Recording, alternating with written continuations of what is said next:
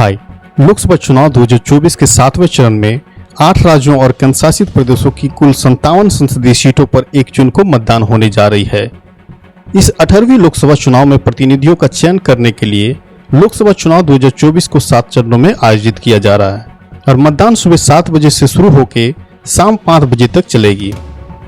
इस अंतिम चरण में सभी राजनीतिक दलों ने अपना चुनाव प्रचार तेज कर दिया है और उनमें से अधिकतम लोकसभा सीटें हासिल करने की भी कोशिश की जा रही है, क्योंकि उन्हें 1 जून के बाद सीधे परिणामों का सामना करना पड़ेगा। चुनाव आयोग और उनकी पूरी टीम की सराहना की जानी चाहिए, क्योंकि इतनी बड़ी आबादी वाले देश में आम चुनाव कराना कोई आसान काम नहीं। लोकसभा चुनाव पर यह हमारा दूसरा आखिरी एपिसोड हो सकता है, जिसके बाद हम इस चुनाव एपिसोड को समाप्त करेंगे। इस लोकसभा चुनाव के प्रचार में नफरत और भ्रामक भाषणों की सारी हदें पार की गई, जिससे यह साबित होता है कि इस देश के आम नागरिक उनके कामकाज के आधार पर वोट नहीं देने वाले। इसके लिए राजनीतिक दलों के नेताओं ने हमेशा की तरह उस मुद्दे की ओर बढ़ने का बेहतर समझा, जिसे समाज के कुछ वर्ग और उनके अपने दर्शकों द्वारा स्वीकार किया जाता रहा। समाज के कुछ वर्गों को यह भले ही भाषण आपत्तिजनक लगे, लेकिन आपको यह समझना होगा कि चुनाव प्रचार में दिए गए भाषण सभी के लिए नहीं होती।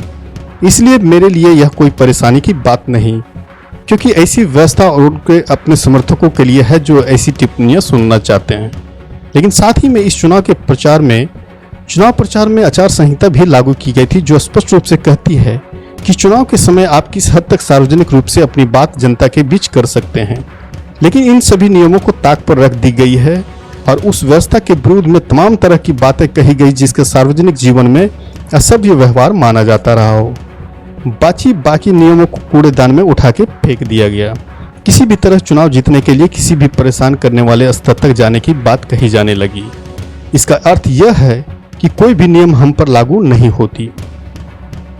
आम बोलचाल में अभद्र भाषा एक आक्रामक मुद्दा बना हुआ है, जो नस्ल, धर्म, जाति या लिंग आदि जैसी विशेषताओं के आधार पर किसी समूह या व्यक्ति को निशाना बनाती है, जो सामाजिक शांति के लिए भी उतना ही खतरा पैदा कर सकती है, जिसकी कीमत आम लोगों को शायद समझ नहीं आ रही। संयुक्त राष्ट्र के अनुसार अभद्र भाषा लेखन या व्यवहार में संचार के कई रूप होते हैं, जो भेदभावपूर्ण भाषाओं का उपयोग करती है या किसी व्यक्ति या समूह पर दूसरे शब्दों में धर्म, राष्ट्रीयता, जाति के आधार पर हमला भी करती है, और इसे अभिव्यक्ति की किसी भी रूप में, जैसे चित्र, कार्टून, मीम्स और हाव भाव आदि के माध्यम से भी व्यक्त किया जाता रहा। हाल के वर्षों में दुनिया के कई हिस्सों में कई सामूहिक अत्याचार देखे गए हैं। इनमें से कई मामलों में अभद्र भाषा की पहचान नरसंहार सहित अत्याचार अपराधों में भी की गई थी।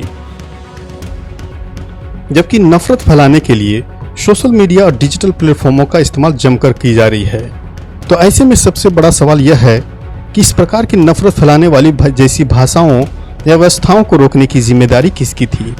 क्या उन्होंने जिम्मेदारी से काम किया या फिर चुपचाप बैठकर चुनाव प्रचार में चल रहे सारे तमाशे को देखते रहे? क्योंकि उन्हें अच्छी तरह से पता था कि आप चाहे जो भी कुछ कर ले, लेकिन ये लोग रोकने वाले नहीं हैं, क्योंकि उन्हें अपनी राजनीतिक लाभ के लिए आम लोगों में नफरत फैलाने की आदत सी बन गई है। जो भी हो, लेकिन यह ध्यान में रखना चाहिए कि कुछ दिनों के लिए आपको भले ही यह बड़ा राजनीतिक लाभ मिल जाए, लेकिन अपनी आने वाली पीढ़ियों के लिए आपने ऐसा दयनीय क्या किया है, उन्हें लंबे समय तक इस भ्रामक या दुष्प्रचार से बाहर आने के लिए संघर्ष करना पड़ेगा। क्योंकि सभी जानते हैं कि नफरत और गलत सूचना एक ऐसी रास्ता है जो कभी खत्म नहीं होती, और यह एक अलग चेहरे के रूप में उन्हीं लक्ष्यों के साथ फिर से वापस लौट आती है। यह न केवल आपके लिए बल्कि आपके भविष्य के लिए भी एक आपदा है, और उस समय आपको अपने द्वारा किए गए कार्यों पर जरूर पछतावा होगा। कई जानकारों का मामला है कि इस प्रकार की गलत सूचना और अभद्र भाषा का एक ही सिद्धांत होता है कि आम लोगों को या समाज को विभाजित करके जितना हो सके उतना राजनीतिक लाभ लिया जाए, और इस काम में मीडिया के लोग मदद करने में कतई संकोच नहीं करते, चाहे वो मुख्यधारा से हो या डिजिटल मीडिया से। लेकिन उनमें से भी कुछ लोग हैं जो बेहतरीन काम करते हैं, इसकी सराहना की जानी चाहिए। आजकल कई मीडिया चैनलों पर चुनावी बहसें मानो एक सर्कस सी बन गई हो, जहां आप आसानी से देख सकते हैं कि आम लोग या लोग अपने ही पैनलिस्टों के साथ फिर झूठी खबरों या एजेंडों के साथ लड़ते नजर आ रहे हैं, जिसमें भाषाएं की सारी हदें पार करते हुए भी दिखाई पड़ रहे हैं, और खुले तौर पर मीडिया प्लेटफॉर्मों पर अपनी घृणास्पद और व्यक्तिगत गुस्से को भी व्यक्त करते नजर आ रहे हैं। हाल ही सुप्रीम कोर्ट के कई फैसलों में उन्होंने अभद्र भाषा और गलत सूचनाओं के मुद्दे पर गंभीर चिंता जताई है, जो आग की तरह लगातार फैल रही है, जिसका खामियाजा आम नागरिकों को भुगतना पड़ रहा है।